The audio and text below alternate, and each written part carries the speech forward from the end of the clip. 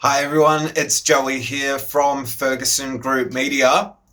In today's video, we'll be talking about landscape and portrait media content, when it's a good idea to use either, and how to render your images and videos in both.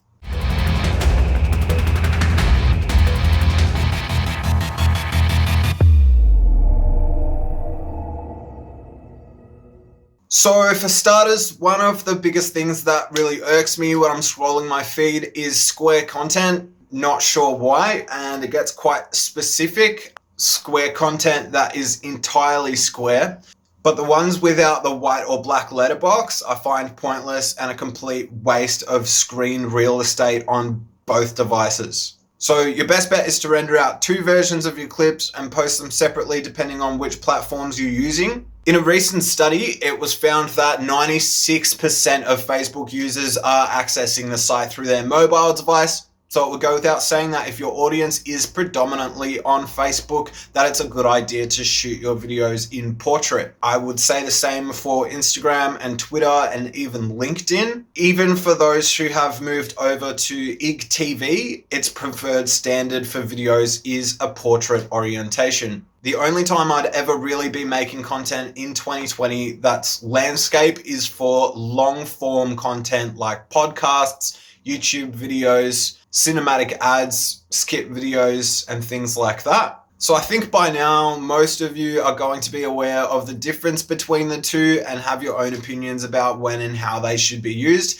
And it really does come down to personal preference. However, you want to be engaging your audience in the ways that make you stand out the most. So for example, the majority of live streams I see in my Facebook feed are in portrait, whereas live streams on YouTube and Twitch are in landscape. And so what that means is if I was to live stream on Facebook and have it landscape, it would come across as more professional and as more unique. So on the flip side, if you were to go live on Instagram, you'd pretty much almost never use a landscape orientation. So let's go ahead and jump into the edit suite and I'll show you how to resize your content. Okay, so we are here in our edit suite and I'm going to be showing you how to convert your landscape footage into square or vertical for mobile. Open it up and then go up into your sequence settings and you want to change your resolution to be the opposite of what it is. So change that from 1080 and then change that over to 1920. Now sometimes it might be locked, and if it is, you just go up into the editing mode and change it to custom, and custom should unlock all of these settings here for you. Put my video previews up around the same size, or I'll just change it to a QuickTime. There we go. Full resolution, hit OK.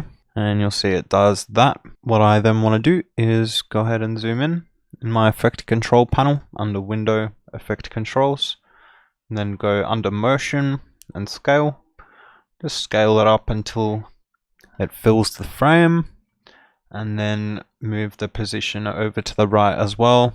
So then I have my vertical video ready to go. Now click on this motion and Control C. And go over here, highlight the rest of the video and Control Paste, Control V, and then you have your video here which is playing. So if you have any titles or motion graphics or things like that, it could get a little bit tricky sometimes. So for example, this is our logo animation. So what I want to be doing is just double checking each shot that comes up on the screen to make sure that it's nice and in frame. So this opening one I do really like. This one could be more to the left. So what I'll do is zoom all the way in, find the frame that it changes, and move it over, and then just double check. Yeah, it is like that. So I'm going to use the, if you press N on the keyboard, I think it's just called the ripple tool, ripple edit, and scooch over one frame so that it just cuts there. And check the start. The start is pretty good. So like that. This one here as well. There. to there and scooch it over. Whoop. Now this one could probably use a little bit of motion tracking. So what I'm going to do is just open up this effects panel a bit more.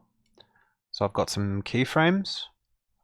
Go to the start of the clip, hit that little stopwatch button, which will toggle animation.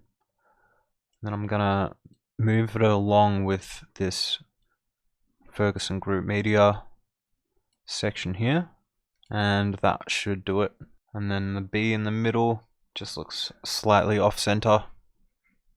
Scooch that over.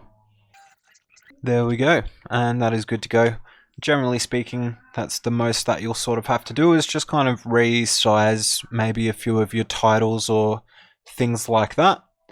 And then once you've got that, it should be all sweet for uploading into a mobile.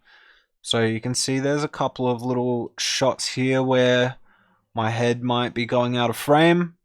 Maybe this one. So I'll just scooch all of these over.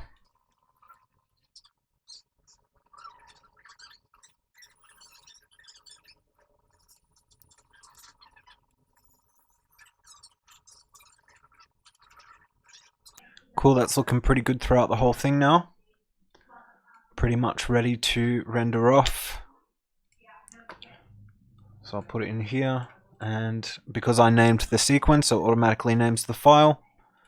Just queue it up in my media encoder and hit start, and that is good to go. So yeah, that's about it for this video, guys. Thanks heaps for watching. We do have a few more videos coming out in the near future as well. So if you go ahead and subscribe and turn on your notifications, then you will get a notification when we upload those, and that'll be really cool. If you got some value out of this and you like the video, then definitely please hit that like button also, to just let us know and to help us out a little bit. That'd be really cool, and I'll see you in the next video.